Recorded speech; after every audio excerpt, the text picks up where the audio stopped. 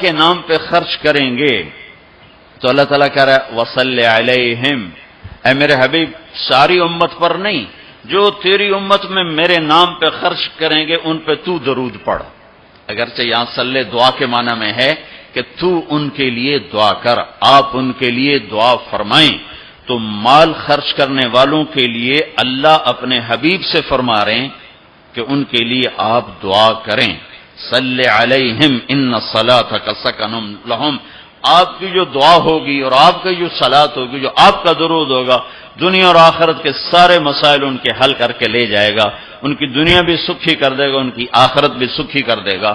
تو اللہ تعالیٰ نے زکوٰۃ فرض کی، وہ بہت تھوڑی فرض کی، پہلی امتوں پر تھی 100 میں 10 روپے، اور ہماری ہے 100 پہ 2.5 روپے، اور اتنا فضل فرمایا کہ پورا سال پیسہ پڑا رہے، پھر کہا اس میں سے 2.5 روپے دے دو، 2,500 دے دو، اگر استعمال ہو جائے تو کوئی سال سے ایک دن پہلے اگر وہ مال خرچ ہو گیا ہے تو زکوٰۃ ختم ہو گئی۔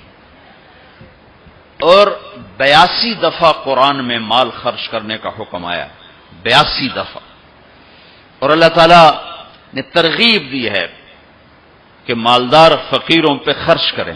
پھر اللہ تعالیٰ نے فقیروں کو ترغیب دیا کہ تم بھی جتنی وسعت ہو خرچ کیا کرو۔ میرے نبی نے ترغیب دی، سبق درہم 100,000 درہم، 1 روپیہ اللہ کے نام پہ خرچ کرنا 1,00,000 روپیہ خرچ کرنے سے بڑھ گیا۔ تو صحابہ نے عرض کی وہ کیسے بڑھ گیا؟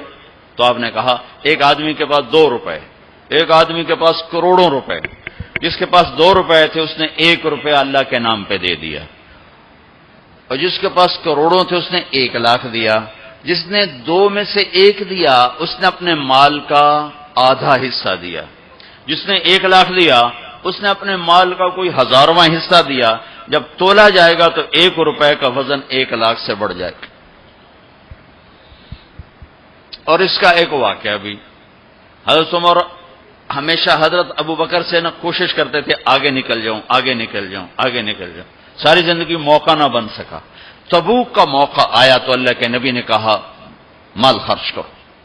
عثمان رضی اللہ تعالیٰ نے 10,000 لشکر کا سارا سامان تیار کیا، ان کی سواریاں، ان کا راشن کے لیے تھیلوں کو بند کرنے کے لیے دھاگے تک اپنے گھر سے دیے، اور 300 دینار اوپر دیے۔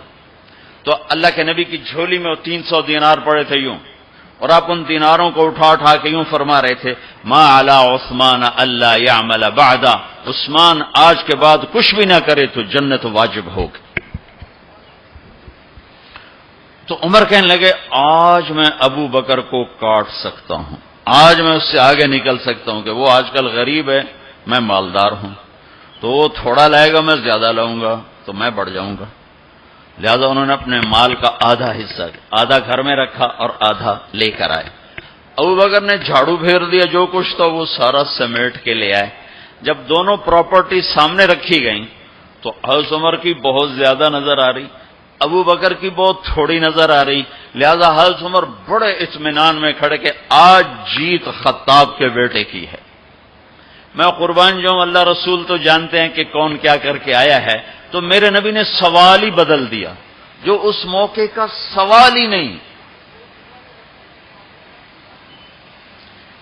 کوئی آدمی مسجد میں چندہ دینے جائے، مدرسے میں چندہ دینے جائے، کہا جی مول صاحب یہ 1,00,000 روپیہ ہے مدرسے کے لیے، مسجد کے لیے۔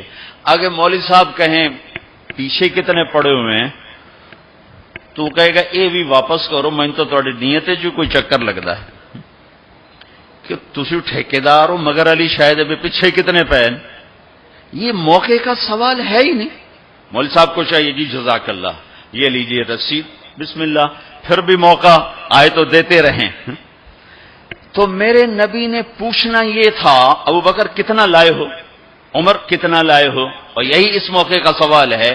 لیکن اللہ رسول جانتے ہیں کہ کس کے مال میں وزن زیادہ ہے، تو میرے نبی نے سوال بدل دیا، فرمایا عمر ما خلفت، واہ واہ عمر پیچھے کیا چھوڑ کے آئے ہو؟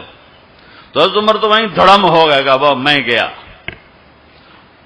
سوال سے ہی وہ پتہ چلے گا، بس میری کلی اڑ گئی وکٹ۔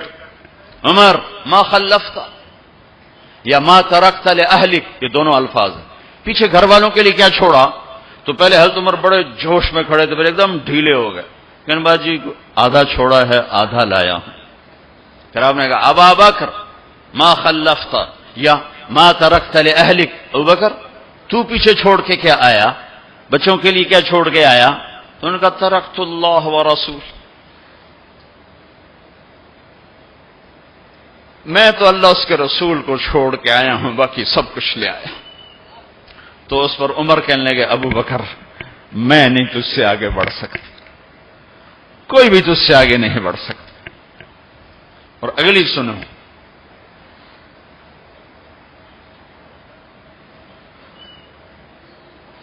اپنے کپڑے بھی دے دیے اور ایک ٹاٹ تھا وہ پہن کر اس کو کانٹوں سے سی لیا. تو جبریل آئے، کہنے لگے یا رسول اللہ، اللہ تعالیٰ پوچھ رہے ہیں کہ ابو بکر نے یہ ٹاٹ کیوں پہنا ہوا ہے؟ تو آپ نے کہا کہ ابو بکر نے سارا کچھ اللہ اس کے رسول پہ لگا دیا ہے اس لیے یہ پہنا ہوا ہے. تو کہا یا رسول اللہ، اللہ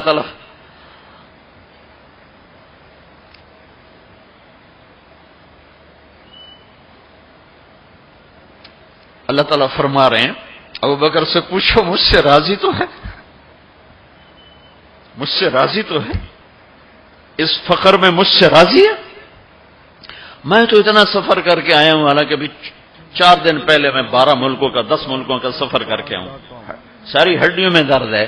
میں اس لیے آیا ہوں کہ چلو کوئی بخشش کا بہانہ مل جائے، کوئی بخشش کا بہانہ مل جائے، اللہ راضی ہو جائے. آپ سارے اس لیے حج پہ جا رہے ہو کہ اللہ راضی ہو جائے. جو سارے جہان سے کہتا ہے مجھے راضی کر، وہ کہہ رہا ہے ابو بکر سے پوچھو مجھ سے راضی تو ہے. تو آپ نے کہا ابو بکر تیرا رب تجھے سلام بھی کہہ رہا ہے اور پوچھ رہا ہے کہ راضی ہو. تو ابو بکر کی چیخیں نکلی، میں اپنے رب سے راضی، میں اپنے رب سے راضی ہوں، میں اپنے رب سے راضی.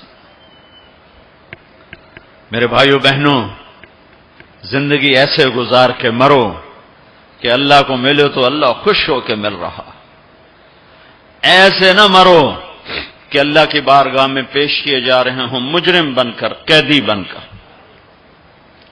تو اللہ اس کے رسول نے مال لگانے پر زور دیا. اللہ چاہتا تو سب کو مال دے دیتا، کسی کو فقیر کسی کو مالدار.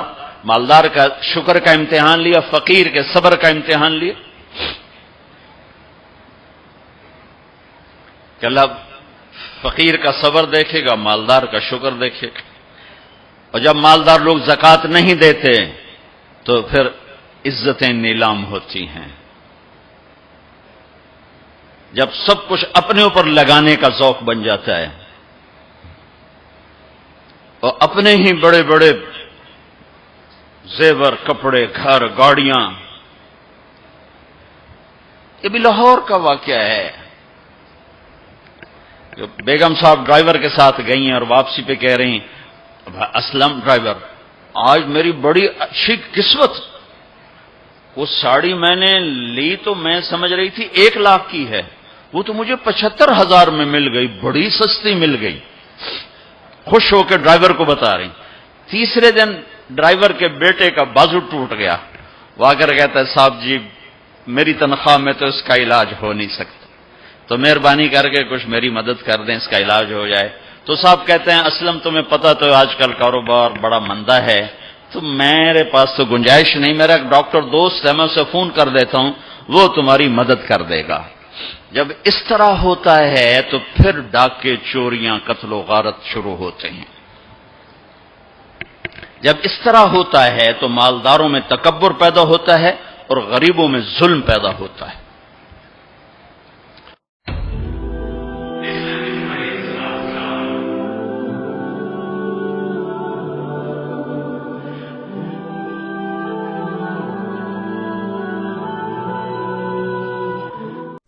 سخی بنو، سچے بنو. اللہ کو بخیل سے محبت نہیں ہے اور سخی سے تعلق توڑتا نہیں اور بخیل سے جوڑتا نہیں. ایک دفعہ شیطان نے ایک بنی اسرائیل کا واقعہ، ایک آدمی سے ملاقات کی تو اس نے کہا شیطان سے ایک راز کی بات تو بتا دے. کہنے لگا کیا؟ کہ تیرے یار کون ہے؟ تجھے پسند کون؟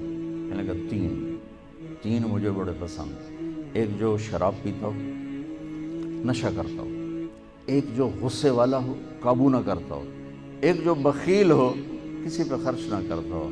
یہ تین میرے بڑے گھاٹے آ رہے ہیں۔ اور اگلی یہ کہ اگر کسی بدبخت میں تینوں کٹھی ہو گئی، غصہ بھی، بخل بھی، شراب بھی، تو پھر وہ پیر ہوتا ہے اور میں مرید ہوتا ہوں۔ پھر وہ